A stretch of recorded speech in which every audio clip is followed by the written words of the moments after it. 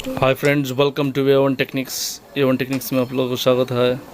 अच्छा, universal card এটা হচ্ছে VSTT 56U1102 RT809 প্রোগ্রামারের মাধ্যমে আমরা সফটওয়্যার করছি।